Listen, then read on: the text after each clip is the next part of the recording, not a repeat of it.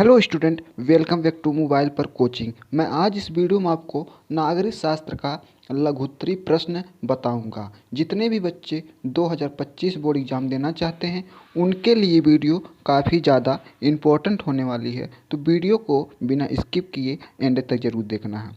कई बच्चे बोल रहे थे सर सलूशन लेकर आइए, जो क्वेश्चन आंसर बता रहे हैं उसका मुझको सलूशन चाहिए, उत्तर चाहिए। तो मैं इस वीडियो में आपको उत्तर सहित लेकर आया हूँ क्वेश्चन जो है।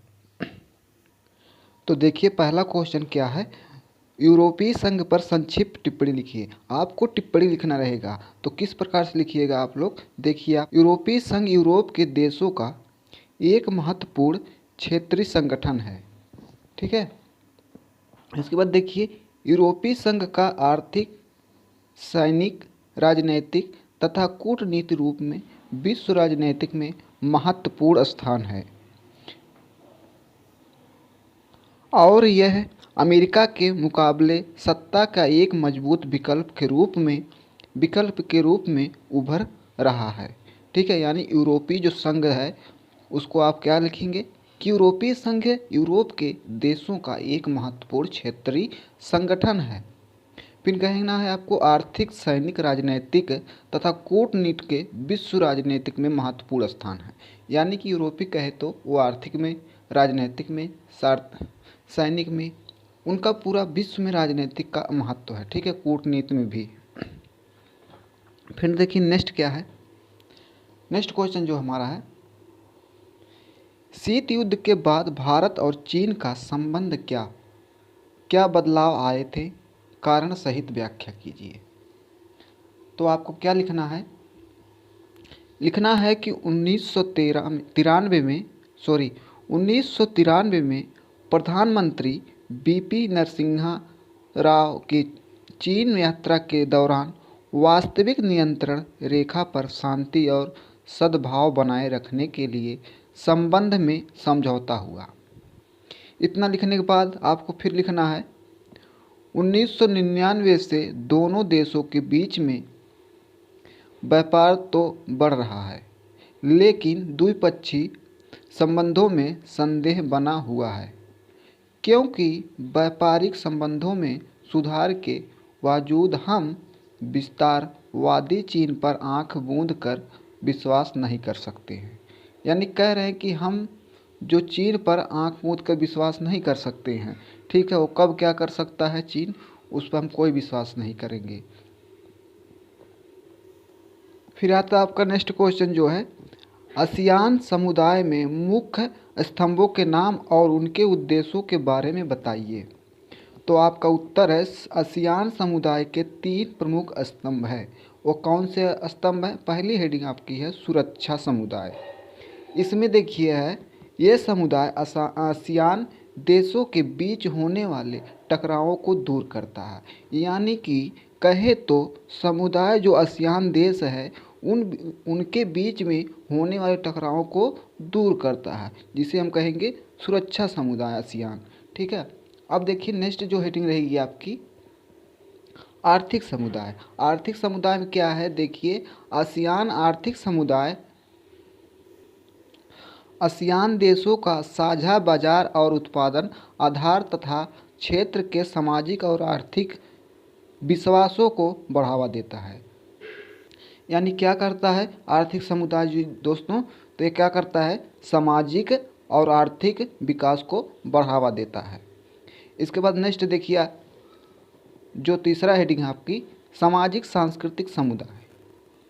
इसमें देखिए ये है समुदाय आसियान देशों के बीच में सामाजिक एवं सांस्कृतिक संबंधों को बढ़ावा देता है। इसमें सांस्कृतिक और सामाजिक संबंधों को बढ़ावा देता है, जिसे हम कहेंगे सामाजिक सांस्कृतिक समुदाय। फिर देखिए नेक्स्ट है दक्षिण एशियाई मुक्त व्यापार क्षेत्र समझौता का मुख्य उद्देश्य क्या है। आपको मुख्य उद्देश्य लिखना रहेगा, ये भी काफ़ी ज़्यादा इम्पोर्टेंट क्वेश्चन है बोर्ड एग्जाम की दृष्टि से, तो आप लोग इसको तैयार करिए। आई होप कि आप लोगों को समझ में आ रहा होगा।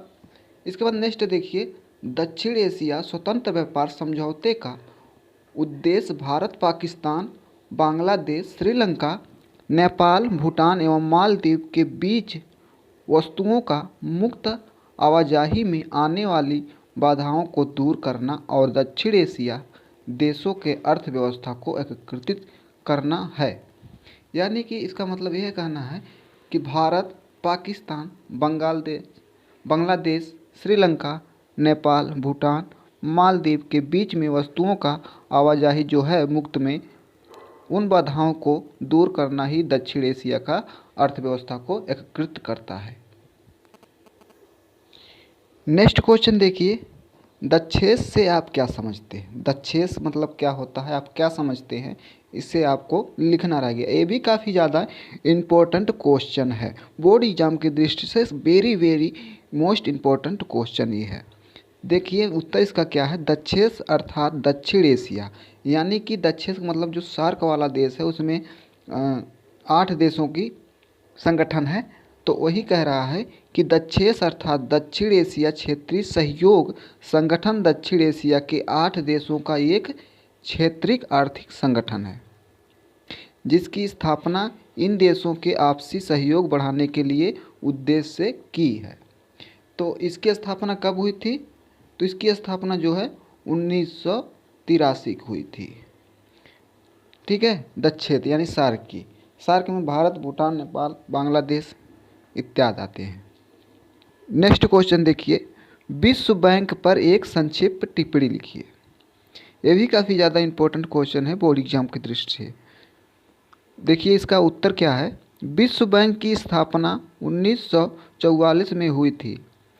इस विशिष्ट संस्था का उद्देश्य सदस्य राष्ट्रों का निर्माण और विकास कार्यों में आर्थिक सहायता देना है।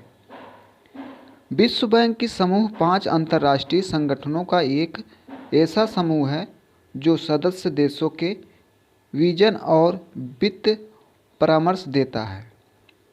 इसका मुख्यालय वाशिंगटन डीसी में है।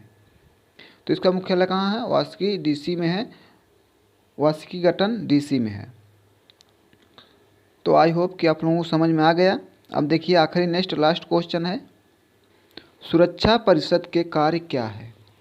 तो आपका उत्तर रहेगा, पहला जो कार्य है राष्ट्रीय शांति और सुरक्षा बनाए रखना, ये तो आपका पहला कार्य हो गया। फिर दूसरा कार्य क्या लिखना है, विवादों के शांतिपूर्ण समाधान के लिए सुरक्षा परिषद अनेक कदम उठा सकती है। ठीक है, अनेक कदम उठा सकती है जिन देशों के मध्य में विवाद होता है उनके विषय में कहा गया है। फिर देखिए नेक्स्ट क्या है, तीसरा हमारा पॉइंट, सुरक्षा परिषद यदि यह समझे कि उपयुक्त सभी उपाय अपर्याप्त सिद्ध हुए तो वह अपराधी राष्ट्र के विरुद्ध सैन्य कार्रवाई कर सकता है। यानी कि इसका मतलब ये होता है कि जो सुरक्षा परिषद हमारे हैं सभी उपाय अपर्याप्त सिद्ध होता है कि अपराधियों के राष्ट्र के विरुद्ध, जो राष्ट्र के विरुद्ध जाता है उनके ऊपर सैन्य कार्रवाई यानी कि कानूनी कार्रवाई कर सकता है।